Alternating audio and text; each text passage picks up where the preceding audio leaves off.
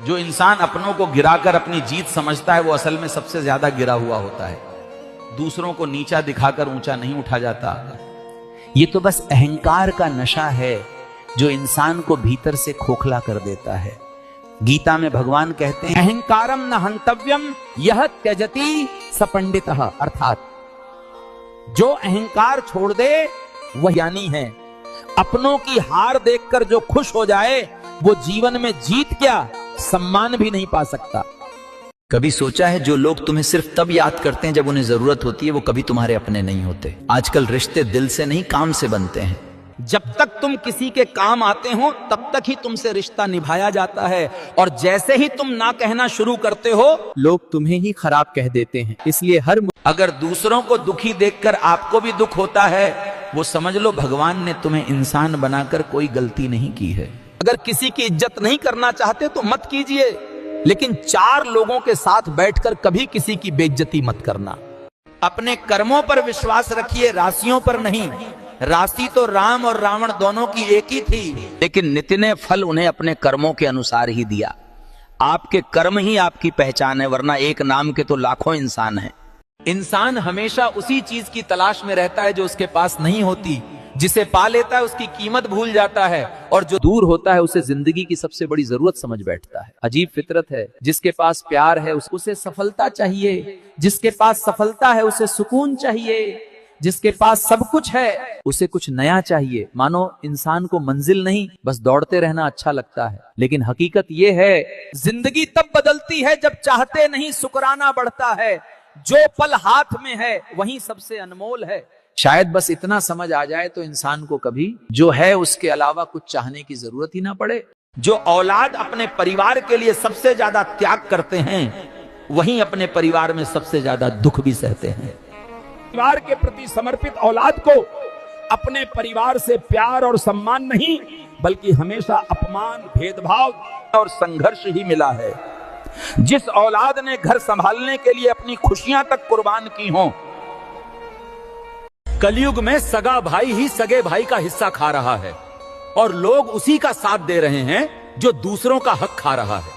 जिसका हिस्सा छीना जा रहा है वो अकेला छोड़ दिया जाता है। समाज की भीड़ हमेशा ताकत के साथ चलती है, सत्य के साथ नहीं। पर याद रखना, भगवान भीड़ के साथ नहीं भक्ति और सत्य के साथ खड़े होते हैं। हक खाने वालों के घर धन हो सकता है पर चैन नहीं, और जिसका हिस्सा छीना गया उसके साथ भगवान स्वयं चलते हैं। इतिहास गवाह है, अधर्म क्षणभंगुर है और धर्म अमर। एक बार बोलना पड़ेगा सीता। जिनके लिए इतनी टेंशन, तनाव और चिंताओं में जीवन जी रहे हैं ना, कोई साथ नहीं जाने वाला। ये जो इतना लंबा इंतजाम कर रहे हो ना, जैसे हजारों सालों तक यहीं रहना है, एक पल का भी भरोसा नहीं है। बहुत थोड़ा सा समय है। और परमात्मा ये नहीं पूछेगा कि कितनी मेहनत करके आया, कितने बंगले बन गए, कितनी जमीन खरीद ली। वो ये पूछेगा कि कितना खूबसूरत जीवन अवसर दिया था, इसे कहां व्यर्थ कर दिया, किन चिंताओं में जीवन को जी लिया। इसलिए खुद के साथ समय बिताया करें, आनंद के साथ जीवन को जिए। अकेले आए हैं अकेले ही जाएंगे, कोई साथ नहीं जाएगा। हमारा किया गया धर्म और हमारा किया गया कर्म। जय श्री कृष्ण। अजीब बात है, हमारी जिंदगी हम जीते हैं पर डर हमें लोगों की सोच से लगता है। किसी को कुछ नया करना हो तो पहला ख्याल यही आता है कि लोग क्या कहेंगे। गलती हो जाए तो लोग हंसेंगे, सफल हो जाए तो लोग जलेंगे। सच ये है, लोग हर हाल में कुछ ना कुछ कहेंगे। आपकी जिंदगी वो उनकी सोच से नहीं आपके फैसलों से बदलेगी। तो एक बार लोगों को पीछे छोड़कर अपने सपनों के पीछे भागकर देखिए। हो सकता है कल वही लोग आपकी तारीफ करते नजर आएं। कमेंट में जय श्री राम जरूर लिखिएगा। जब आदमी मर जाता है तो उसके बिस्तर, कपड़े सब शमशान में फेंक आते हैं, पर उसका कमाया हुआ धन आपस में बांट लेते हैं, क्योंकि संसार माया का है। तुम्हारा कुछ भी नहीं। मरने के बाद साथ सिर्फ तेरा कर्म जाता है, धन या वस्त्र नहीं। महादेव कहते हैं सबसे बड़ा पाप है विश्वासघात। किसी के पीठ पीछे धोखा करके ये मत सोचो कि मैंने उसे पागल बना दिया। कि ये सोचो उसको आपके ऊपर भरोसा कितना था और आपने उसके भरोसे के साथ क्या कर दिया। हर हर महादेव। लोग कहते हैं कि कलयुग आ गया, लेकिन लाया कौन?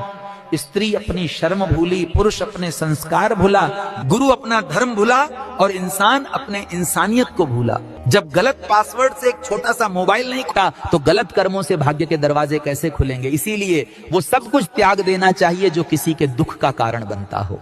उस घर में कभी मत जाना जिस घर के छोटे बच्चे आपकी इज्जत नहीं करते। वो आपकी इज्जत इसलिए नहीं करते क्योंकि आपके वहां से जाने के बाद उसे घर के बड़े आपकी बुराई करते हैं।